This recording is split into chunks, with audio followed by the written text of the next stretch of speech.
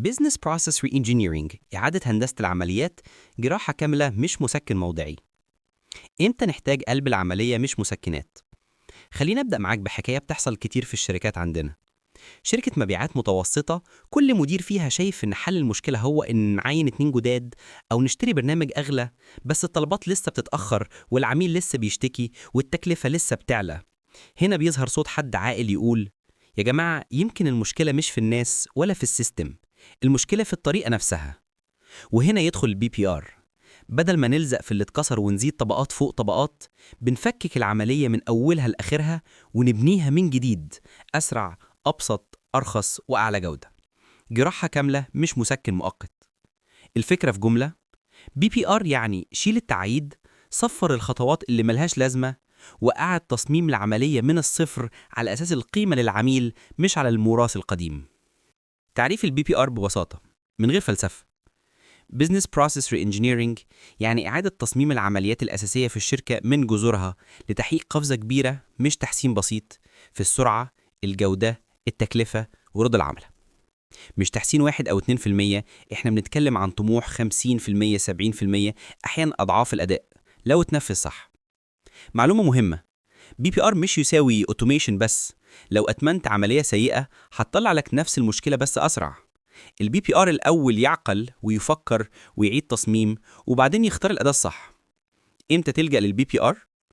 لما زمن إنجاز الطلب بقى أطول من صبر العميل، لما التكاليف تزيد والأرباح تنزل رغم زيادة المبيعات، لما الموظفين نفسهم مش فاهمين العملية ماشية إزاي ومين مسؤول عن إيه، لما تبقى كل حلولك ترقيع، إضافة خطوة هنا، خطاب هناك، توقيع زيادة، والدنيا بتزداد بطء، لما تبقى داخل سوق جديد وعايز ميزة تنافسية ضخمة بسرعة. عقلية البي بي ار: ابدأ من الورقة البيضاء. البي بي ار بيبدأ بسؤال مزعج وجميل في نفس الوقت: لو بنبني العملية دي لأول مرة النهاردة من غير ميراث قديم، هنبنيها إزاي؟ سيبك من ده اللي لقيناه وتعودنا كده والنظام مش بيسمح. انت هتسأل: قيمة العميل فين؟ ازاي توصل له بأقل احتكاك وأبسط خطوات؟ ازاي نلغي 80% من التعقيد اللي اتكوم عبر السنين؟ المبادئ الذهبية لإعادة هندسة العمليات: أولاً، ركز على النتيجة مش الخطوة. المهم الطلب يوصل صح وسريع، مش إن كل موظف يحط بصمته لمجرد الشكل. تانياً، جمع الخطوات في دور واحد لو ينفع. بدل ما الورق يلف على 6 مكاتب، خلي صاحب القرار الصح ياخد قرار واحد نهائي. تالتاً، قرب القرار من مكان التنفيذ. الشخص اللي قريب من المعلومة المفروض يقرر، مش يكتب مذكرة للمدير بعيد. رابعاً، اشتغل على تجربة العميل من أول كليك لآخر تسليم، كل ثانية أو خانة زيادة احتكاك. خامساً، ابني العملية على بيانات لحظية. القرار بلا بيانات يساوي حظ. سادساً، قل الحواجز بين الأقسام. أقسامنا مش جزر منعزلة، العميل شايف شركة واحدة. سابعاً، طور قبل ما تأوتم، ما تأوتمش الفوضى. الخطوات العملية لتنفيذ البي كيو آر: خريطة طريق واضحة. الخطوة الأولى: حدد العملية المستهدفة. مش كل حاجة تتعمل مرة واحدة. اختار عملية حركة بتأثر في العميل أو في الكاش: معالجة الطلب، خدمة ما بعد البيع، الموافقات الائتمانية، التوظيف، إدارة الشكاوى. الخطوة الثانية: ارسم الوضع الحالي كما هو بلا تجميل. امشي ورا الطلب خطوة بخطوة. مين بيتمسه؟ بيقف قد إيه؟ بيتحول كم مرة؟ بيتراجع من مين والمين؟ اسمع الناس اللي بتشتغل بإيدها، هتكتشف خطوات عرفية مش موجودة في أي سياسة مكتوبة. الخطوة الثالثة: قيس الألم. حول حاسس إن العملية بطيئة إلى أرقام إطاح: زمن الدورة من أول طلب لحد التسليم، نسب الأخطاء والمرتجعات، عدد التحويلات بين الأقسام، خطوات بدون قيمة مضافة. الخطوة الرابعة: اعد تصميم العملية ال 2B. اسأل: إيه ممكن نلغيه؟ إيه ممكن يندمج؟ إيه لازم يتنقل مكانه؟ افرض شروط حديدية: كل خطوة لازم تضيف قيمة واضحة أو تتشال. صمم التجربة من منظور العميل، مثلا شاشة واحدة بدل 5 شاشات، خدمة ذاتية بدل طوابير، تتبع الحي بدل مكالمات. الخطوة الخامسة: اختر التكنولوجيا بعد التصميم: ساس، ERP، روبوتات RPA. لا تختار أداء قبل ما تشوف أنت محتاج إيه بالفعل. التكنولوجيا يخدم التصميم مش العكس. الخطوة السادسة: جرب بنسخة تجريبية. ابدأ على نطاق صغير، فرع واحد، شريحة عملاء معينة، منتج معين. راقب، عدل، ثبت. الخطوة السابعة، طبق على مراحل زائد ترب ناس. التغيير بيخوف. درب، اشرح ليه قبل ازاي، وأدي الناس وقت يتأقلموا، وخلي الأف الكيو سهل ومتاح. الخطوة الثامنة، قيس وشارك النتائج. استمر في القياس أسبوعياً. زمن الدورة، رضا العملاء، التكلفة لكل طلب، وشارك المكاسب بسرعة عشان الناس تصدق التغيير وتدعمه. أمثلة مصرية وعالمية لما البي بي آر يعمل قفزة. مثال واحد، مطعم ديليفري في القاهرة. قبل، الطلب يمر على الكاشير، المدير للموافقة، المطبخ، مسؤول تغليف، كابتن. أوقات انتظار طويلة، أخطاء في العناوين. بعد، شاشة موحدة تسجل الطلب زائد الدفع زائد العنوان، الموافقة أوتوماتيكية للحالات العادية، تخصيص أقرب كابتن تلقائياً، العميل يتابع الطلب لحظياً. النتيجة، زمن التوصيل نزل من 60 دقيقة ل 32 دقيقة، الشكاوى قلت للنصف، وتكلفة الطلب انخفضت حوالي التلت. مثال 2، مركز أشعة. قبل، 4 نوافذ و4 نماذج وروتين. بعد، تسجيل موحد، دفع ديجيتال، جدولة فورية، نتيجة على البريد. النتيجة، رضا العملاء ارتفع بشكل واضح، والزيارات المتكررة زادت. مثال 3، شركة تصنيع.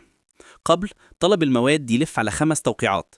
بعد، سياسة صلاحيات واضحة زائد نظام موافقات ذكي حسب القيمة والميزانية. النتيجة، المخزون الفائض قل، والدورة التمويلية أسرع. اوعى الفخ. أخطاء قاتلة في البي بي آر. أولاً، أوتمة الفوضى، بتكبر المشكلة بدل ما تحلها. تانياً، تجاهل الناس. الموظفين هم اللي هينفذوا، لو ما فهموش وما اقتنعوش الخطة تموت. تالتاً، تفاؤل زائف، وعود خرافية بدون بايلوت أو دليل. رابعاً، شلل التحليل، أسابيع تحليل بلا قرار. اعمل تحليل كفاية وبعدين اتحرك. خامساً، خد البرنامج وبعدين نظبط العملية. لأ، صمم الأول، اختار التقنية بعدين. سادساً، ننسي في القديم. العملية لازم تبدأ من نظرة العميل هو، مش من ملفاتنا الداخلية. صوت العميل مش رفاهية. البي بي آر الحقيقي بيبدأ من تجربة العميل. كام خطوة؟ كام نقرة؟ كام دقيقة انتظار؟ كام بيانات مكررة؟ اسأل عملائك بانتظام، واستخدم مع عميل سري يختبر الرحلة ويجيب لك الحقيقة بدون فلاتر. إعادة هندسة بناء الفريق نفسه. بي بي آر أحيانا معناه تعيد صياغة أدوار ومساميات. مالتي سكيلد بدل سلسلة توقيعات. صلاحيات واضحة قرب نقطة الفعل.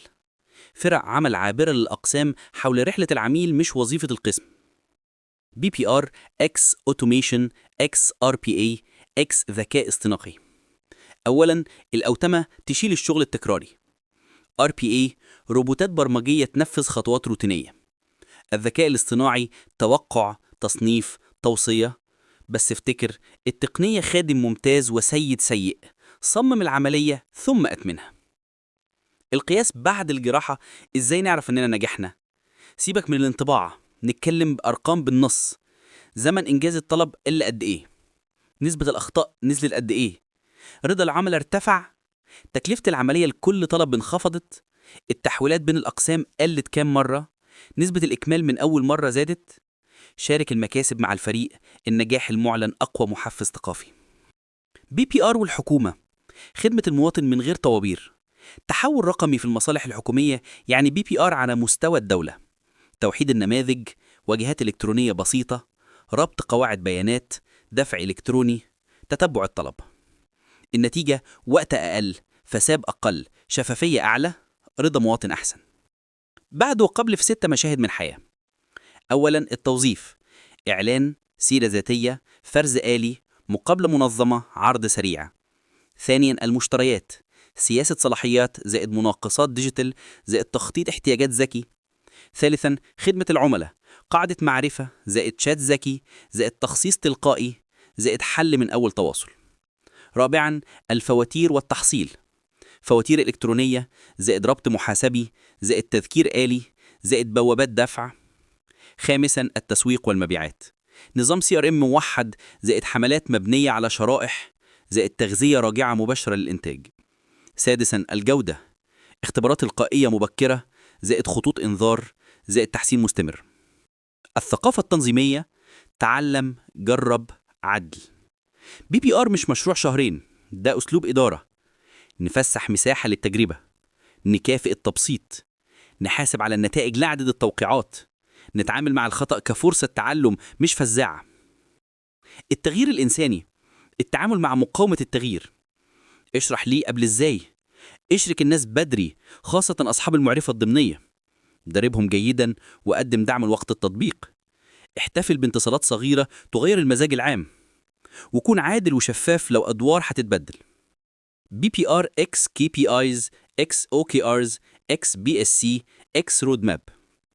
OKRs الطموح والاتجاه، KPIs قياس يومي، BSC توازن نظرة مالية وعميل وعمليات وتعلم، رودماب مراحل زمنية، BPR جراحة العملية نفسها. كل أداة لها دور. ولما يشتغلوا مع بعض الشركة تبقى أوركسترا بدل دوشة.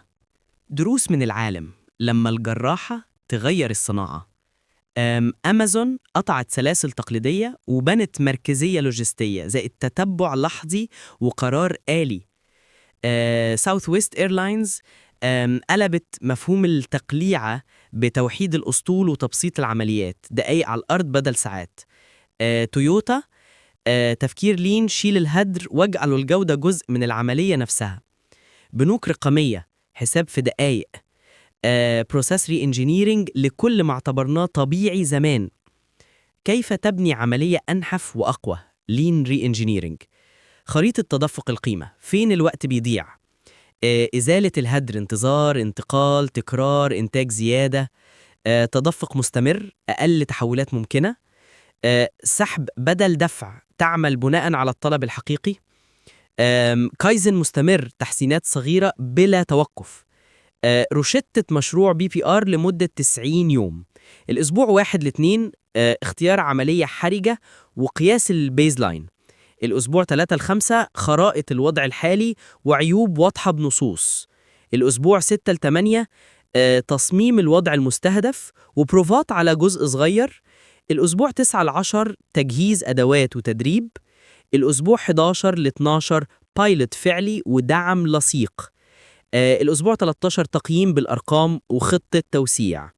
الأسبوع 14 تعميم تدريجي ومراجعة شهرية. أسئلة تقيم بيها نفسك قبل الإطلاق. هل العملية مصممة من منظور العميل ولا من منظور ملفاتنا؟ كم خطوة حقيقية تضيف قيمة؟ كم خطوة لا داعي لها؟ هل صاحب القرار الأقرب للمعلومة عنده صلاحية؟ ما أقل عدد أشخاص يلمسوا الطلب؟ هل لو فرد واحد خرج أجازة الدنيا تقر ولا في مرونة؟ هل نقدر نشرح العملية لعضو جديد في 30 دقيقة؟ كيف هنقيس النجاح أسبوعياً؟ وبمين هنشارك الأرقام؟ لما التحسين مش كفاية والنسف الجزئي واجب. أحياناً العملية تم توريثها في قوانين داخلية قديمة أو بناء تنظيم معقد. ساعتها استعن برأي خارجي شجاع. ارفع التجربة لرعاة أقوياء داخل الشركة. استعمل بايلتس تثبت جدوى التغيير على أرض الواقع. واجه هكذا نفعل الأمور هنا بأرقام لا تجادل. BPR في الشركات الصغيرة والمتوسطة، مش لازم تبقى مؤسسة عملاقة. طبق على مساحة صغيرة، سير الطلب، التوظيف، التسعير. استخدم أدوات رخيصة ومرنة. راقب الأثر بسرعة. أي تحسين صغير بيبقى في السايكل بيفرق في الكاش. بعد أخلاقي، BPR يخدم الإنسان ولا يستنزفه. الهدف مش نعصر الناس، الهدف نشيل الهدر عنهم. تبسيط الأدوات، تقليل الأعمال الروتينية، إتاحة المعرفة، تعليم وتطوير. العائد سعادة موظفين يساوي جودة أعلى يساوي عملاء راضين.